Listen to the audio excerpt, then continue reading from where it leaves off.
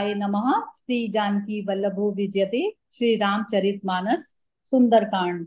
निशिचरी एक सिंधु महुरयें करी माया न बुके कग गयें। जीव जंतु जे गगन उड़ाई जल बिलो की तिनके परिछाई। समुद्र में एक राक्षसी रहती थी। वह माया करके आकाश में उड़ते हुए पक्षियों को पकड़ लेती थी। आकाश में जो जीव जंतु उड़ा करते थे, वह जल में उनकी परछाई देखकर गहरी छाक सकसो न उड़ाई। एहि विधि सदा गगन चर खाई। सोई छल हनुमान क्या कीना तासु कपटु कपितुर तहि चीना। उस परछाई को पकड़ लेती थी, जिससे वे उड़ नहीं सकते थे और जल में गिर पड़ते थे। इस प्रकार वह सदा आकाश में उड़ने वाले जीवों को खाया करती थी। उसने वही छल हनुमान जी से भी किया। हनुमान जी ने तुरंत ही उसका कपट पहचान लिया। ताहि मारी मारुत सुत बीरा बारिधि पार गयो मति धीरा। तहाँ जाई देखी बन शोभा गुंजत चंचरीक मधुलोभा। पवन पुत्र धीर बुद्धि वीर श्री हनुमान जी उसको मारकर समुद्र के पार गए। वहां जाकर उन्होंने वन की शोभा देखी। मधु के लोभ से भौरे गुंजार कर रहे थे। नाना तरु फल फूल सुहाए खग मृग वृंद देखी मन भाए। सैल विशाल देखी एक आगे तापर धाई चढ़े भय त्यागे। अनेकों प्रकार के वृक्ष फल फूल से शोभित हैं। पक्षी और पशुओं के समूह को देखकर तो वे मन में बहुत प्रसन्न हुए। सामने एक विशाल पर्वत देखकर हनुमान जी भय त्याग कर उस पर दौड़कर जा चढ़े। उमा न कछु कपि के अधिकाई प्रभु प्रताप जो काल ही खाई। गिरि पर चढ़ी लंका तेहि देखी कही न जाई अति दुर्ग विशेषी। शिव जी कहते हैं, हे उमा, इसमें वानर हनुमान की कुछ बड़ाई नहीं है। यह प्रभु का प्रताप है, जो काल को भी खा जाता है। पर्वत पर चढ़कर उन्होंने लंका देखी। बहुत ही बड़ा किला है, कुछ कहा नहीं जाता। अति उतंग जल निधि चहु पासा कनक कोट कर परम प्रकाशा। वह अत्यंत ऊंचा है, उसके चारों ओर समुद्र है। सोने के परकोटे का परम प्रकाश हो रहा है।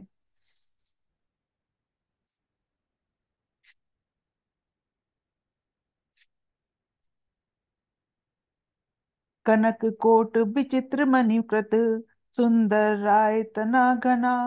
चहुट हट सोबट बिथि चारुपुर बहुविधि बना। गजबाजी खच्चर निकर पदचर रत बरहु थन ही को गने। बहुरूप निशिचर जूत अति बल सेन बरनत नहीं बने। विचित्र विचित्र विचित्र मणियों से जुड़ा हुआ सोने का परकोटा है। उसके अंदर अनेक सुंदर सुंदर घर बने हैं। चौराहे बाजार सुंदर रास्ते और गलियां हैं। वह सुंदर नगर तरह तरह से सजा धजा है। हाथी घोड़े और खच्चरों की टोलियों तथा पैदल और रथों के समूहों को कौन गिन सकता है। अनेक रूपधारी राक्षसों के दल हैं। उनकी अत्यंत बलवती सेना का वर्णन करते नहीं बनता। बन बाग उपमन बाटिका सरकूप भापी सोहहि। नर नार सुर गंधर्व कन्या रूप मुनि मन मोहहि। कहु माल देह विशाल शैल समान अति बल गर्जहि। नाना अखारिन बिरहु बहु विधि एक एकन तरजहि। वन, बाग, उपवन, फुलवाड़ी, तालाब, कुएं और बावलियां सुशोभित हैं। मनुष्य, नाग, देवताओं और गंधर्वों की कन्याएं अपने सौंदर्य से मुनियों के भी मन को मोह लेती हैं। कहीं पर्वत के समान विशाल शरीर वाले बड़े ही बलवान पहलवान गरज रहे हैं। वे अनेकों अखाड़ों में बहुत प्रकार से भिड़ते हैं और एक दूसरे को ललकारते हैं। करि जतन भट कोटिन विकट तन नगर चहु दिसि रक्षहि। कहु मनीष मानुष धेनु खल अर अजन खल निशाचर बच्छहि। एहि लागी तुलसीदास इनकी कथा कछु एक है कहीं। रघुबीर सर तीरथ सरिन त्यागी गति पय सही। भयंकर शरीर वाले करोड़ों योद्धा यत्न करके नगर की चारों दिशाओं में सब ओर से रखवाली करते हैं। कहीं दुष्ट राक्षस भैंसों, मनुष्य, गायों, गधों और बकरों को खा रहे हैं। तुलसीदास ने इनकी कथा इसलिए कुछ थोड़ी सी कही है कि ये निश्चय ही श्री रामचंद्र जी के बाण रूपी तीर्थ में शरीर को त्याग कर परम गति पाएंगे। पुर रखवारे देखी बहु कपि मन कीन विचार। अति लघु रूप धरऊं निसी नगर करऊं पैसार। मंगल भवन अमंगल हारी द्रव उस दशरथ अजिर बिहारी। नगर के बहुसंख्यक संख्यक रखवालों को देखकर हनुमान जी ने मन में विचार किया कि अत्यंत छोटा रूप धरूं और रात के समय नगर में प्रवेश करूं। मसक समान रूप कपि धरी लंकई चल्यों सुमरी नर हरि। नाम लंकनी एक निश्चरी सो कै चले सिमोहि निंदरी। हनुमान जी मच्छर के समान रूप धारण कर नर रूप से लीला करने वाले भगवान श्री रामचंद्र जी का स्मरण करके लंका को चले। लंका के द्वार पर लंकनी नाम की एक राक्षसी रहती थी। वह बोली, मेरा निरादर करके कहाँ जा रहा है? जानै नहीं मर मुसठ मोरा मोर आहार जहाँ लगी चोरा। मुठिका एक महाकपि हनि रुधिर बमत धरनी ठन मनि। हे मूर्ख, तूने मेरा भेद नहीं जाना। जहां तक चोर है वे सब मेरे आहार हैं। महाकपि हनुमान जी ने उसे एक घूंसा मारा, जिसने वह खून की उल्टी करती हुई पृथ्वी पर लुढ़क पड़ी। बुनि संभारी उठी सो लंका जोई पानी कर विनय सशंका। जब रावण ब्रह्म बर दीना चलत बिरंचि कहा मोहि चीना। वह लंकिनी फिर अपने को संभाल कर उठी और डर के मारे हाथ जोड़कर विनती करने लगी। वह बोली, रावण को जब ब्रह्मा जी ने वर दिया था, तब चलते समय उन्होंने मुझे राक्षसों के विनाश की यह पहचान बता दी थी कि बि- बिकल हौसिते कपि के मारे तब जान सुनि सिचर संगारे। तात मोर अति पुण्य बहुता देखऊं नयन नाम कर दूता। जब तू बंदर के मारने से व्याकुल हो जाए, तब तू राक्षसों का संहार हुआ जान लेना। हे तात, मेरे बड़े पुण्य हैं जो मैं श्री रामचंद्र जी के दूत को नेत्रों से देख पाई। तात स्वर्ग अपवर्ग सुख धरे तुला एक अंग। तूल न ताहि सकल मिली जो सुख इलब सत्संग। मंगल भवन अमंगल हारी द्रव उस दशरथ अजिर बिहारी।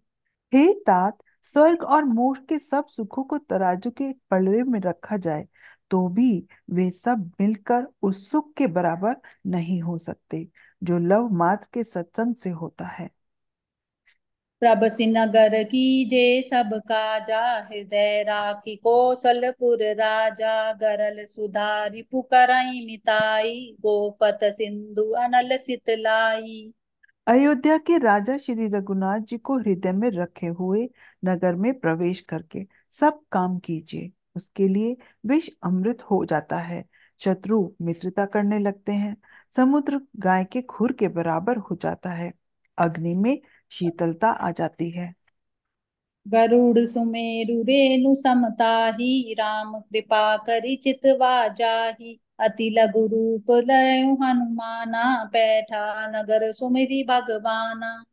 और हे गरुड़ जी, सुमेरु पर्वत उसके लिए रज के समान हो जाता है, जिसे श्री रामचंद्र जी ने एक बार कृपा करके देख लिया। तब हनुमान जी ने बहुत ही छोटा रूप धारण किया और भगवान का स्मरण करके नगर में प्रवेश किया।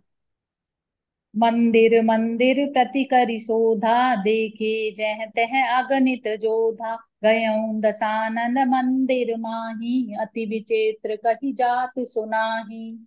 उन्होंने एक एक महल की खोज की, जहां तहां असंख्य योद्धा दिखे। फिर वे रावण के महल में गए। वह अत्यंत विचित्र था। जिसका वर्णन नहीं हो सकता। शयन किए देखा कपिते ही मंदिर महुना दीखि बेदेहि भवन एक पुनि दीख सुहावा हरि मंदिर तह भिन्न बनावा। हनुमान जी ने उसको शयन करते देखा, परंतु महल में जानकी जी नहीं दिखाई दी। फिर वह एक सुंदर महल दिखाई दिया। वहां भगवान का एक अलग मंदिर बना हुआ था। रामायुध अंकित ग्रह शोभा बरनि न जाई नव तुलसिका बृंद तहाँ देखी हर्ष कपिराई मंगल भवन अमंगल हारी द्रव उस दशरथ अजिर बिहारी। वह महल श्री राम जी के धनुष बाण के चिन्हों से अंकित था। उसकी शोभा वर्णन नहीं की जा सकती। वहां नवीन नवीन तुलसी के वृक्ष समूह को देखकर कपिराज श्री हनुमान जी हर्षित हुए। जय सिया राम। जय सिया राम।